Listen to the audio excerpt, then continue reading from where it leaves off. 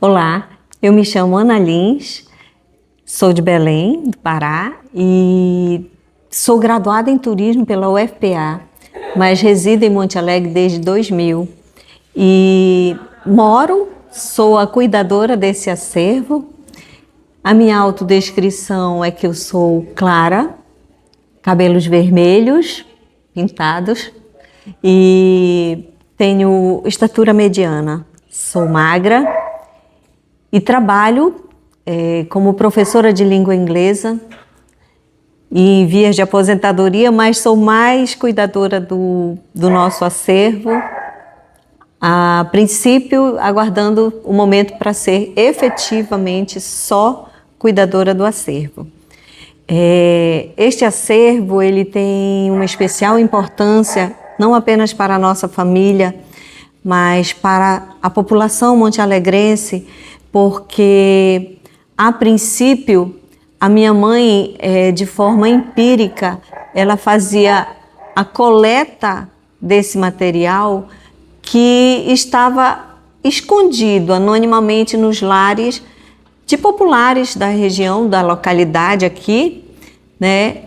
E era conhecido popularmente, até genericamente, como caco de índio, ou caco de índio, ou caretinhas, né? Então, quando a minha mãe falava essas duas palavrinhas, perguntando, olha, vocês já ouviram falar em cacos de índios, em caretinhas? E as pessoas se manifestavam e diziam, na minha casa nós temos vários lá, está jogado dentro de uma caixa, tem uma que tem um formato de um peso, tem um peso de papel. Então, dessa forma, ela instigava as pessoas a trazerem para o acervo dela as peças que eles tinham encontrado. E de que forma encontravam? Eram das formas mais inusitadas. Era alguém que ia arar o campo para fazer uma plantação, fazer uma escavação qualquer para fazer caieira, determinado espaço lá, nós vamos construir uma casa, vai fazer a base da construção e se depara com vestígios. Tem abundância de vestígios. Então, o que na maioria das vezes a mamãe percebia era que só havia interesse em guardar os formatos que tinham o formato das caretinhas, né?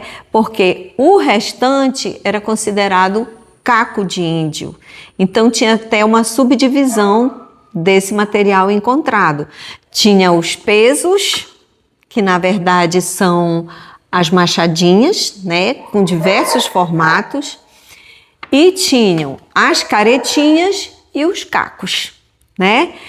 Faziam essa divisão de uma forma assim bem aleatória. E a minha mãe, não com pretensões de ter um reconhecimento histórico e cultural do lugar, mas de preservar. Por quê? Porque ela tinha ideia de pertencimento daqui, ela era daqui. A minha mãe, da nossa família, da nossa composição familiar, minha mãe era a única montealegrense. E ela tinha, como ela tem matriz indígena, né? Ela tinha interesse, mesmo que sem estar na forma científica de estudar, ela gostava, tinha apego ao colecionar para as populações futuras, mesmo porque ela, sendo professora de língua portuguesa e artes, o grafismo indígena era a paixão dela. Então, todos os vestígios cerâmicos que traziam um grafismo diferente, ela pedia para que eles criassem arte, quem tivesse habilidade, ou reproduzissem, né, artisticamente os grafismos indígenas. Então, creio que é uma responsabilidade muito grande para mim eu estar de posse de um acervo que não é propriedade nossa. Nós tivemos o prazer, né, de colecionar ao longo de anos. Foram anos de assim, recebimento. Olha, eu achei. Aí um passava para o outro. Isso é caco velho, só é a professora Mary que aceita, entrega para Mary. Ela nunca adquiriu uma peça por dinheiro. As pessoas faziam as doações voluntariamente, né? E ela tem algumas peças da forma dela de catalogar, ela etiquetava, colocava o nome, colocava a procedência, quem doou, né? E assim aí a gente ainda faz o maior esforço de não se perder, porque pela lei do patrimônio municipal, a lei orgânica municipal, existe um capítulo em que está contemplado o patrimônio cultural, né? Principalmente o arqueológico, porque a vocação do turismo montealegrense é um turismo científico voltado para o PEMA, que é um sítio arqueológico a céu aberto, e os vestígios dos primeiros nativos americanos, né? Então, a proposta inicial do museu era apenas coletar, e nós pretendemos dar continuidade a isso, não ficar só com a coleta, mas a classificação, a identificação, mesmo que para um próximo episódio venha a datação, mas a gente gostaria que para gerações futuras eles tivessem acesso ao estudo, à conservação, à memória coletiva local. Eu penso que, observando a evolução feminina, o que nós temos hoje, o que é representado pelo nosso universo feminino, é que nós gostamos de detalhes. Então, esses detalhes não chegaram até nós de forma aleatória. Eles vêm passando de geração em geração no inconsciente feminino, né? Que os nossos utensílios tenham coisas que nos agradem. Então, penso que se eu tivesse que confeccionar uma peça, um utensílio, para eu utilizar na minha cozinha, ele não seria uma coisa meramente sem nenhum atrativo. Ele seria uma coisa bem elaborada, bem detalhada, com riquezas em detalhes. Então, isso é memória ancestral.